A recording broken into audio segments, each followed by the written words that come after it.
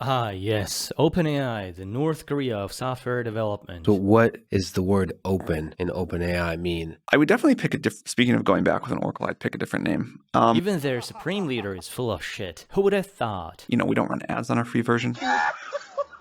Back in 2015, we've been told this idea of OpenAI as a strive to democratize AI power. That was due to fears that if any corporate entity develops AI privately, they would be too powerful to be trusted with it. If there were just a few people that had it, they would be able to be essentially dictators of Earth. So if anyone wants to develop AI, they should release it to the public as open source so that everyone could benefit from it equally, and they would not have to ask for anyone's permission. They would be able to compete with the most powerful model, so that we wouldn't have one corporate despot to rule them all. The balance of power and all that stuff. But AI is like the ring of power. You try it once and you never want to give it back. And OpenAI is now wearing that ring like a badge of honor. Like it belongs to them and them alone. But the ring has a will of its own. GPT is now one of the least transparent and accessible projects in the internet age. Look at this 100-page long technical document on GPT-4 released by OpenAI. It contains nothing. It does not have any technically useful information about the model itself. There's no explanation how they train GPT.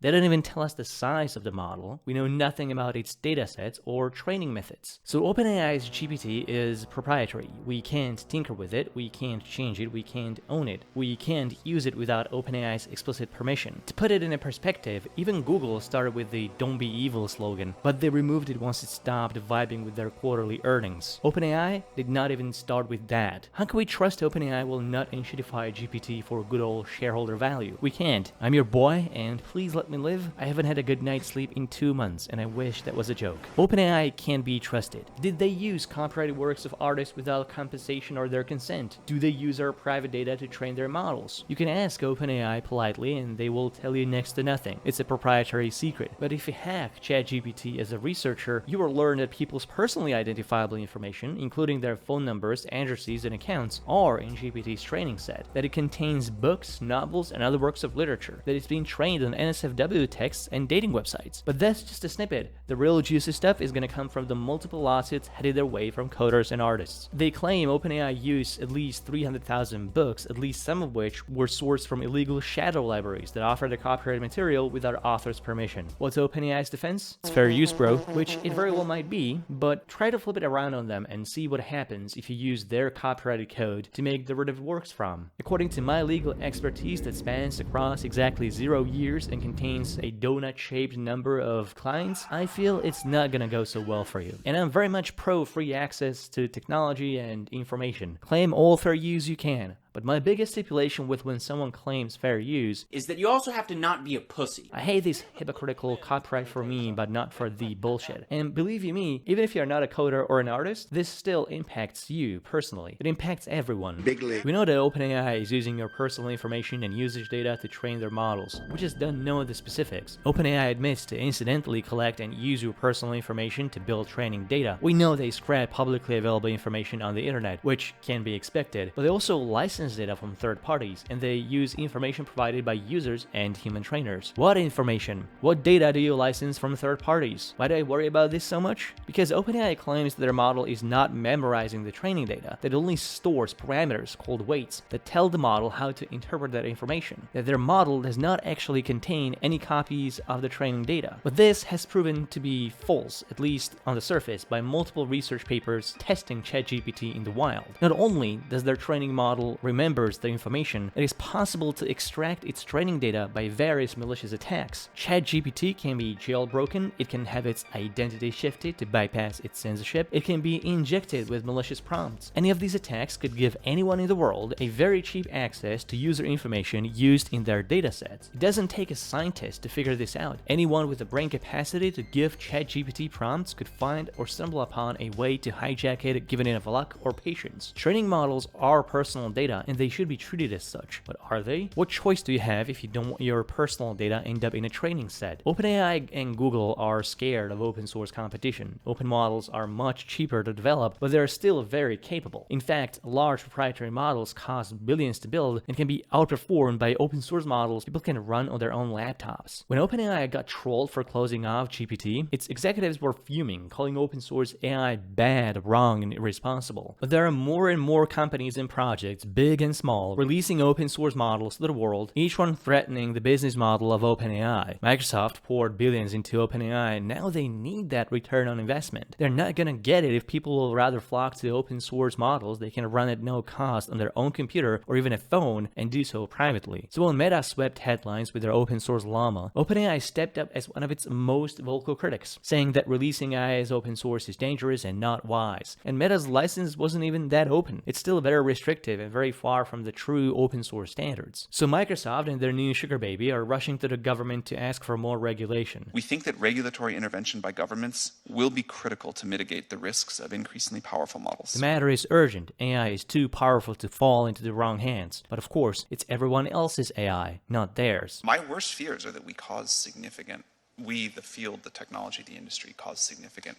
harm to the world.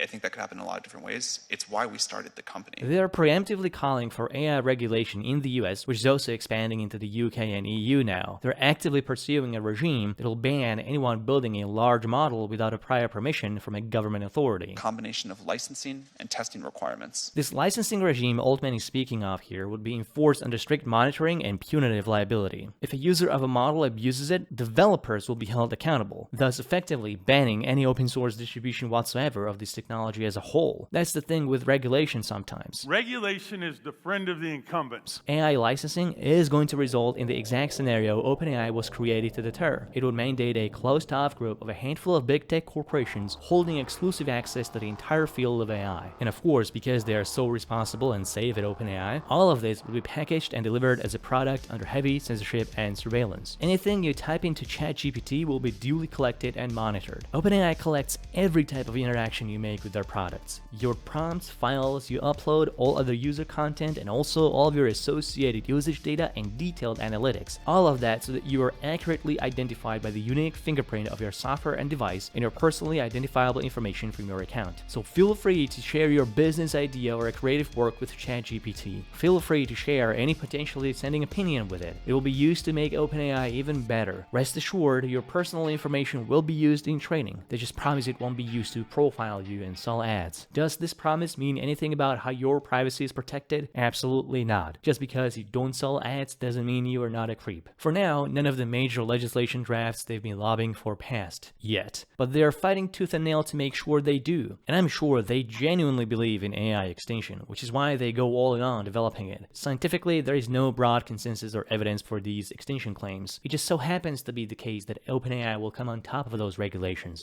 because they'll have the billions to comply with them. This whole idea was borrowed from the latest ideological mind virus of effective altruism, a philosophy obsessed with optimizing charitable causes towards the highest count of human lives saved. The core of the idea is earning to give, meaning the richer you can get, the more you can donate to save lives, which sounds noble on the surface, not to me, until the EA movement started to obsess with this AI extinction idea, and now they are not so focused on saving currently living humans, but some hypothetical potential trillions that might exist in the future, but AI may wipe out on the slightest off chance. This effective altruism view wasn't adopted at OpenAI by accident. At least half of OpenAI's board members are or have been closely tied with effective altruism movement, personally or ideologically. OpenAI today says that none of their board members are effective altruists, but public records might suggest a different story here. Helen Toner and Tasha McCauley are both leaders of groups funded by Open Philanthropy, a major financier of EA orgs and activities, and also a financier of OpenAI. Toner also directly worked at Open Philanthropy and other EA organizations. McCauley was named by EA's founding daddy William McCaskill as a senior figure in EA, and Adam D'Angelo is a close long colleague of Dustin Moskowitz, the billionaire founder of Open Philanthropy. And as a coincidence, all three of these EA-associated board members voted to oust Sam Altman as the CEO of OpenAI. He was reinstituted 5 days later, which is a new record. Just to top it off, in 2017, still in its formative years, OpenAI received a critical grant of $30 million